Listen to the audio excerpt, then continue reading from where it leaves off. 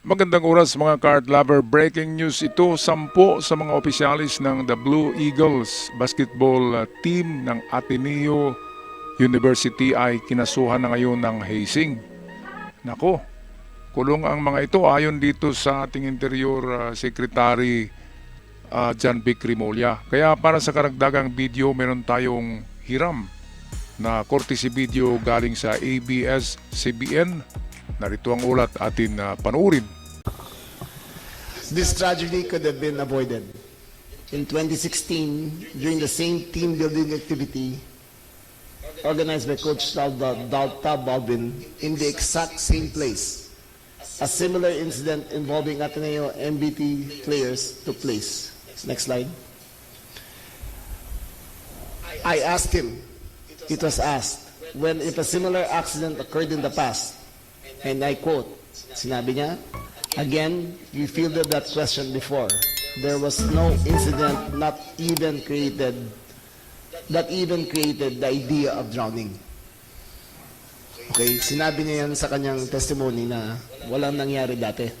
Ngunit, itong dalawang miyembro ng Blue Eagles basketball team dati, sinabi, during my time in 2016, and I quote, I participated in my first training camp. My teammates Jiber Babylonia and Ike Chibuse nearly drowned at the seawater due to panic because Jiboy was unable to swim. Unquote. Sinabi rin niya, and I quote, I personally experienced an untoward incident to the point that I almost drowned and gave up. But Coach Yuri Escueta held my hand and helped me with a floating device. Unquote. Sabi ni Gideon Babylonia, pareho rin. Tumatakbo siya nung biglang may natapakan siyang uneven surface at hinila siya at muntik siyang malunod. Sumisigaw siya ng tulong, ngunit dumating si Coach Tab, dala ang kanyang surfboard para sagipin ako. Para sabihin niya na walang nangyari dati, ngunit siya mismo ang nag-rescue sa isa sa kanyang players ng 2017, ay makikita natin na fully aware siya sa mga pwedeng mangyari doon sa Dipocalaw. Sunod.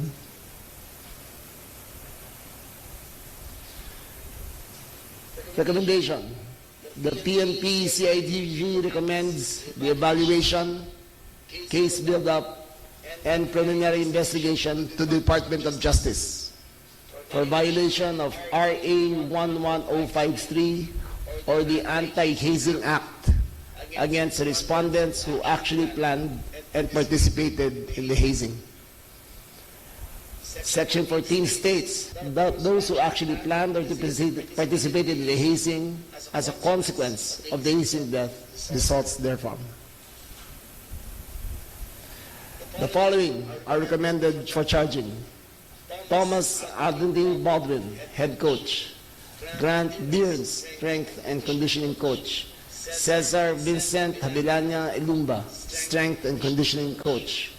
Dean Cesar Castaño, assistant coach. Sandro Nicolas Romero Soriano, assistant coach. Reynaldo C. Jacinto, assistant coach. Paulo Manuel Maceda Adiboso, student manager. Andrew Lorenzo Bondoc Salud, student manager. John Eric Kimbao Rueca, physical therapist. Aris Ramos Ponce, utility ballboy. Joel Pamiano Rapa, alias Boy, utility ballboy. Mga kaibigan, hindi ito po tungkol sa training o hazing. Ito'y tungkol rin sa mga karapatan ng mga manlalaro.